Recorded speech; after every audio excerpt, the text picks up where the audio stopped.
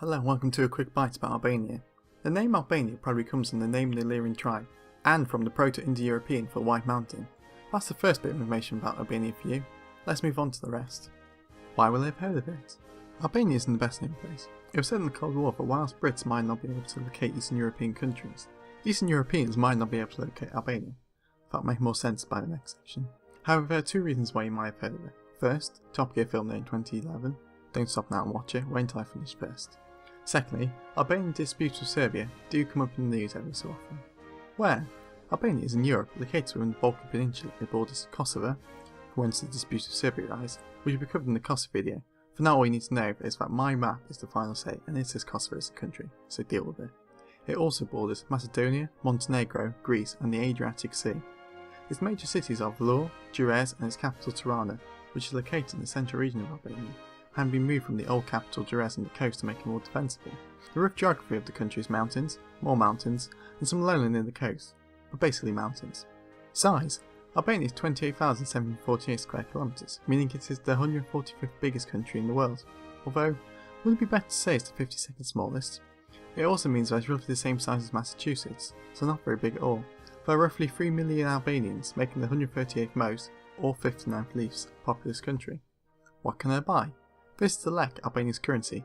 Each lek is divided into 100 kundaka, and its main exports are crude oil and leather footwear. A quick-ish history. Albanians can trace their roots back to ancient Illyrian tribes appearing around 2000 BC. The Albanian language is in fact derived from Illyrian, making it quite unique in Europe as it's not Roman or Slavic influenced. The Basque language is one of the only other cases of such a phenomenon. Then, along came the Greeks who founded self-governing colonies, including Epidaurus, not Durrës, in 700 BC. Things were still peaceful though, that is until the Romans came along and conquered the region in 167 BC, on their way to Mediterranean domination. Then when the empire broke up, Albania, being in the eastern north, became part of the Eastern Roman Empire, aka the Byzantine Empire, in 395 AD. During this time it kept getting invaded by various Slavic tribes until it became part of the Bulgarian Empire, and then Serbia. Serbia was then defeated by the Ottoman Empire, and in 1385 Albania became part of the empire too, and stayed in for a long time, which is one of the reasons 57% of Albanians are Muslim today. Finally, in 1912 it gained independence, but found itself surrounded by countries that all wanted bits of it. 2 Balkan Wars later, Albania still was, but then it found itself caught up once again in the chaos of the Balkans in World War I. Eternally, Albania was in turmoil during this period, until eventually in 1924, when power was consolidating first the Republic and then the Kingdom of Albania. Then, to try and keep peace with the country, a careful balancing act of relations between Italy and Yugoslavia began. Then, Mussolini decided they needed to show off to Hitler, and invaded Albania in 1939. That worked well, and by 1943 Albania fell to German forces. Communist rebel forces regained control in 1944, with British agents involved in some capacity. Maybe not the largest capacity, but still technically counts as a British invasion, which means we can add it to the invaded by Britain list.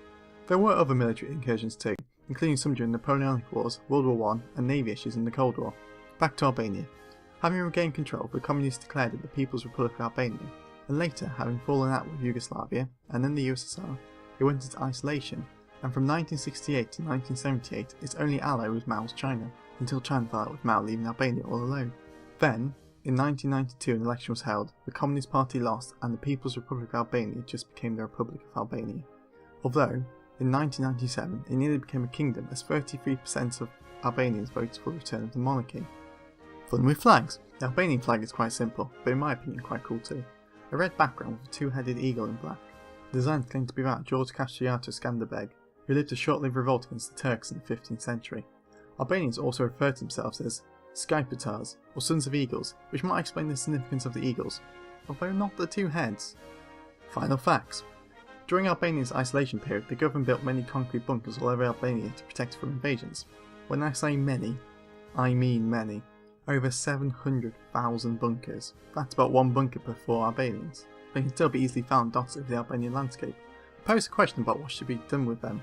Ideas include pizza ovens, solar heaters, beehives, mushroom farms, projection rooms with driving cinemas, beach huts, flower planters, youth hostels and kiosks. Some Albanians have also taken to using the bunkers for more romantic purposes. As travel writer Tony Wheeler puts it, Albanian virginity is lost in the Hoxha bunker, as often as American virginity was once lost in the backseats of the cars. And with that, I will end. Thanks for watching, see you next time.